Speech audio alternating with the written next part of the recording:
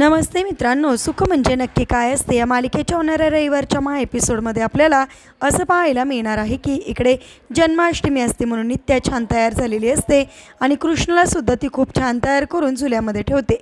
त्या क्षणी शालिनीसुद्धा तिथे असते। त्यावेळी शालिनी नित्याला असं म्हणते ना, काय अवस्था झाली तुझी माहिती आहे ना आता। त्यावेळेस नित्या न घाबरता ठामपणे तिला उत्तर देते आणि म्हणते, कंसाने किती जरी काही केलं तरी त्याचा वध करण्यासाठी कृष्णाचा जन्म झाला होता, तसंच काहीसं आपलं आहे असं म्हणून ती इकडे शालिनीला शांत करते आणि म्हणते, समोर बघ। समोर बघता क्षणी जयदीपची एंट्री झालेली असते। म्हणजेच आता आदिराजचं रूपांतर हे जयदीपमध्ये झालेलं असतं आणि जयदीप हा तेवढ्याच जोरात जयदीपच्या रूपात समोर येत असतो। हे सगळं काही शालिनीला बघून धक्का बसतो।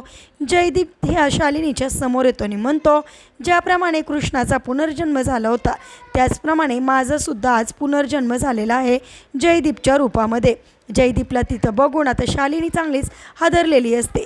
आता कशा प्रकारे जयदीप आणि गौरी म्हणून या शालिनीची वाट लावणार, वध करणार हे पाहणेसुद्धा इंटरेस्टिंग आहे। असेच मालिकेच्या पुढील अपडेटसाठी रंजक मराठी चॅनलला नक्की सबस्क्राईब करा। थँक्यू।